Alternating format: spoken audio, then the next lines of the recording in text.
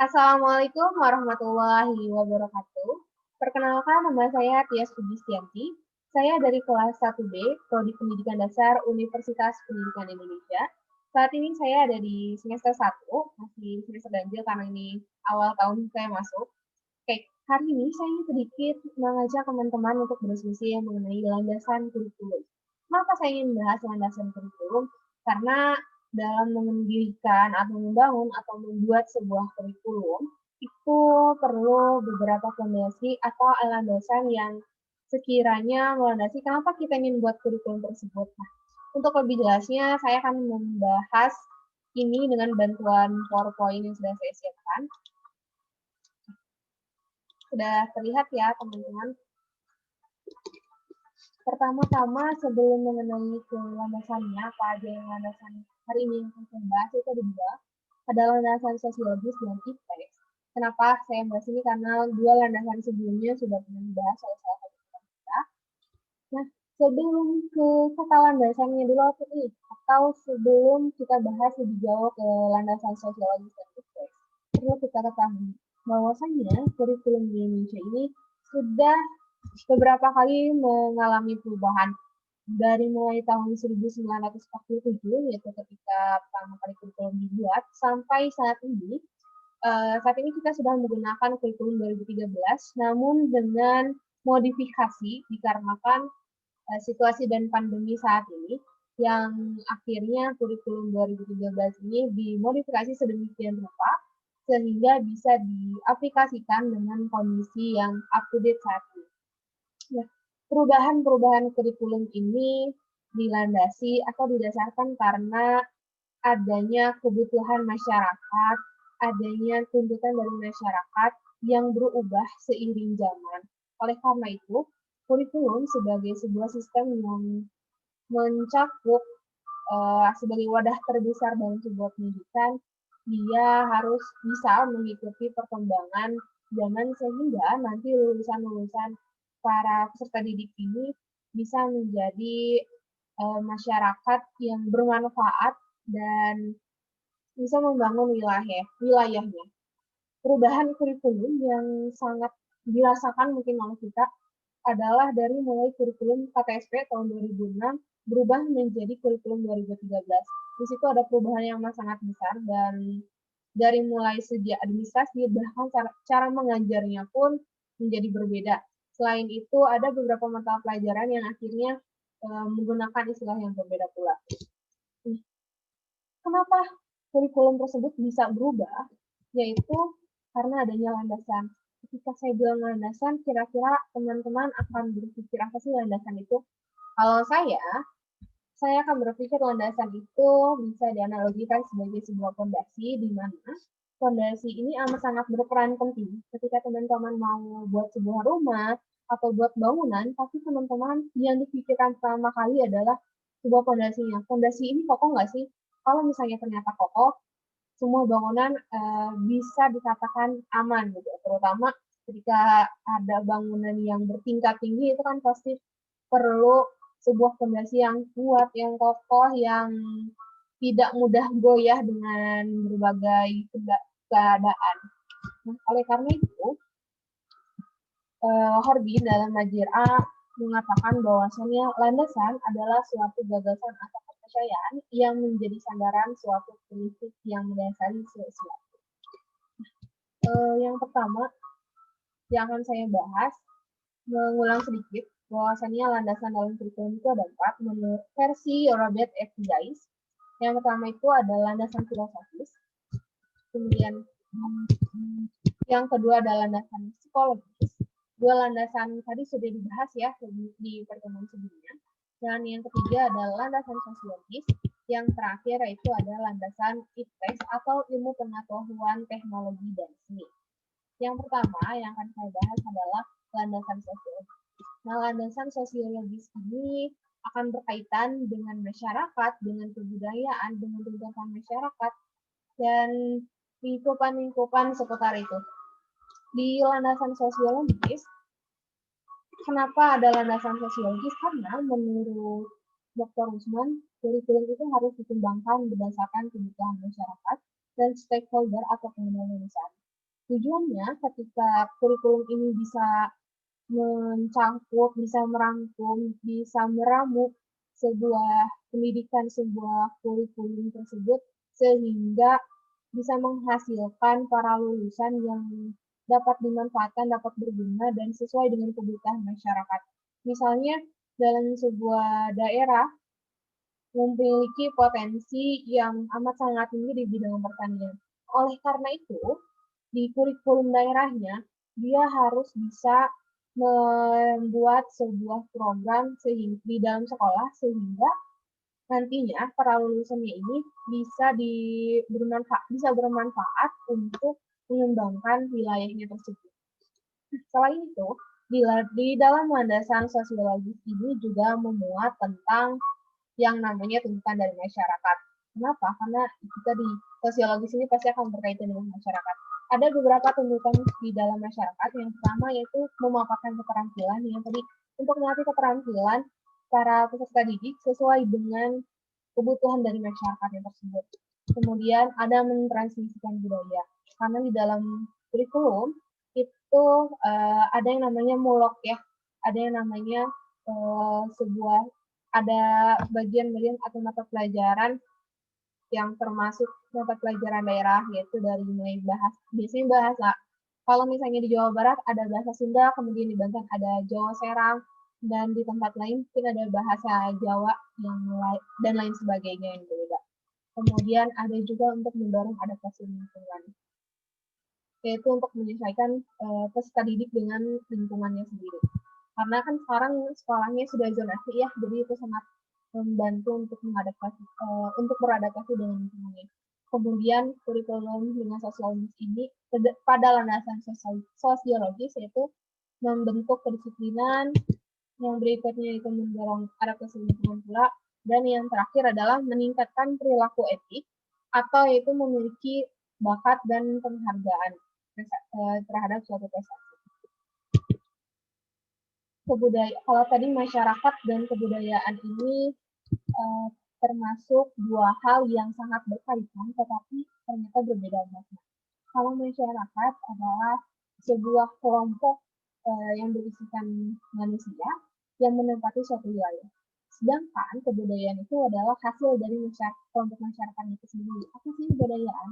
Kebudayaan adalah sesuatu yang diturunkan tanpa surat wasiat yang merupakan perwujudan dan pemikiran dalam bentuk ide, kegiatan, benda hasil karya manusia. Misalnya seperti gerabah. Gerabah kan merupakan salah satu hasil dari kebudayaan yang berbentuk benda. Pada saat zaman dahulu mungkin orang-orang dahulu sudah berkata, nanti kalian harus terus membuat benda seperti ini karena untuk menjadi bagian dari warisan budaya, tidak seperti itu. Tapi itu tadi dia diturunkan tanpa adanya surat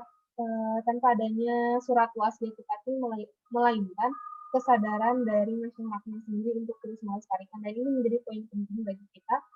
Baik dalam kurikulum pun harus bisa mencakup, harus bisa memuat untuk melestarikan kebudayaan yang ada di daerahnya. Mengingat era globalisasi ini sudah sangat terasa ya efeknya, sudah sangat terasa efek bagi kita dan bagi siswa juga.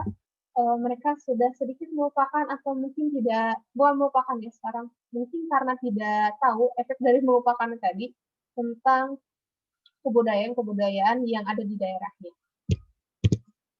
Nah, yang tadi saya contohkan, yang termasuk dari landasan sosiologis ini misalnya adalah muatan lokal. Di Kabupaten Bandung Barat ada namanya muatan lokal yaitu Rinika Budaya Sunda. Rinika Budaya Sunda dia berbeda dengan bahasa Sunda. Kalau bahasa Sunda itu lebih seperti dia latihan membaca, kemudian isi dari bacaannya tersebut seperti apa, merangkai kalimat dan lain sebagainya. Tetapi kalau di Rinika Budaya Sunda, anak-anak akan diajarkan bahasa-bahasa seperti kalau di bahasa Sunda itu kan ada beberapa tingkatan bahasa. Ada bahasa untuk orang tua, ada bahasa untuk teman, kemudian ada bahasa untuk yang bahasa kasar itu seperti apa. Di RBS itu diajarkan seperti itu. Kemudian di RBS juga diajarkan bahasa atau kata-kata benda dengan bahasa Sundanya. Kalau misalnya di sini saya punya pensil. Nah, pensil ini kan dalam bahasa Indonesia. Tapi kalau misalnya di dalam bahasa Sunda, di RBS ini dia akan diajarkan iya namina patlot seperti itu. Begitupun dengan salah satu yang bisa saya bandingkan adalah di Kota Serang.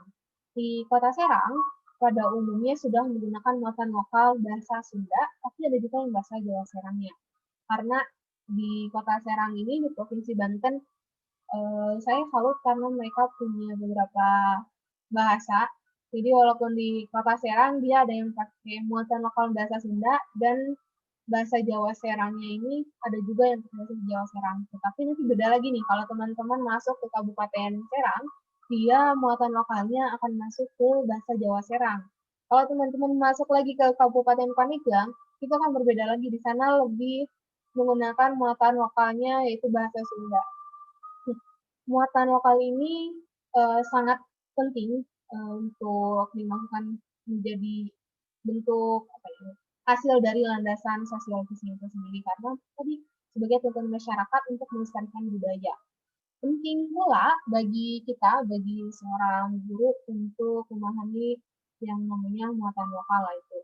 Karena kalau misalnya kita tidak diajarkan muatan lokal yang sesuai dengan tempat nanti kita mengajar, itu akan menjadi ada sedikit miss gitu.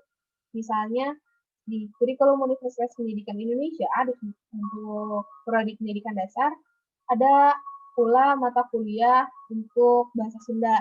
Nah, mungkin untuk wilayah kampus daerah yang masih ada di Provinsi Jawa Barat itu tidak menjadi masalah karena mereka pun nantinya akan mengajarnya muatan lokalnya bahasa Sunda, tetapi ada sedikit riskan untuk yang ada di kamu untuk yang ada di luar provinsi Jawa Barat itu yang ada di provinsi Banten, kampus daerah Serang, dia menggunakan muatan dari program universitasnya menggunakan muatan lokal bahasa Sunda, mata kuliah bahasa Sunda, tetapi yang ada di lapangan adalah yang kebanyakan digunakan yaitu bahasa Jawa Serang sehingga banyak lulusan dari UPI Serang itu kurang menguasai bahasa Jawa Serang dari pengajarnya gitu. Nah, ini mungkin bisa menjadi koreksi untuk kita bersama dan menjadi pengingat bahwasannya memang penting sebuah landasan sosiologis yang harus dipertimbangkan ketika kita akan membuat sebuah kurikulum. Yang yang sedikit ingin saya bilang adalah kenapa kita harus menyesuaikan itu tadi karena untuk meningkatkan sebuah potensi yang ada di wilayah tertentu.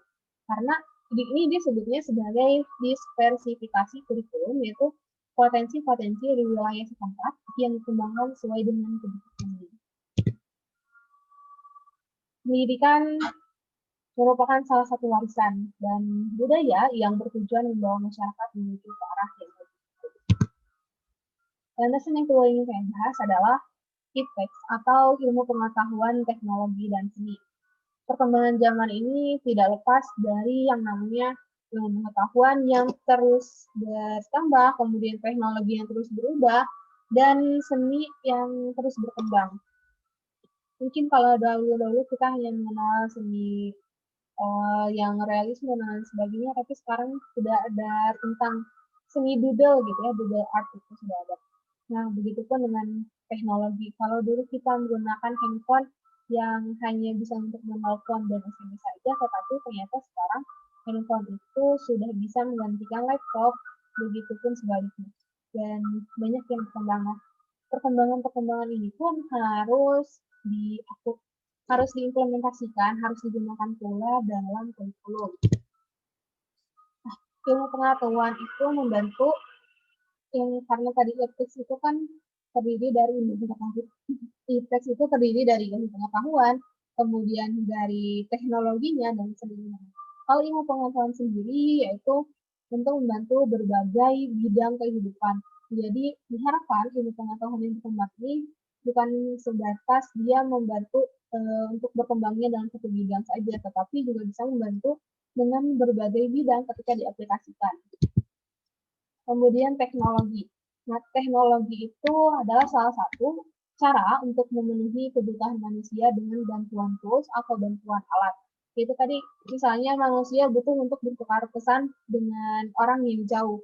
Oleh karena itu, kita difasilitasi dengan teknologi yang berupa handphone yang di dalamnya mungkin ada aplikasi seperti media sosial, seperti pengirim pesan, atau mungkin ada email dan lain sebagainya. Dan yang terakhir adalah seni. Di sini seni menjadi bagian dari perwujudan kebudayaan, dan ini dalam arti ini berarti dia berkaitan dengan landasan sosiologis ini tadi.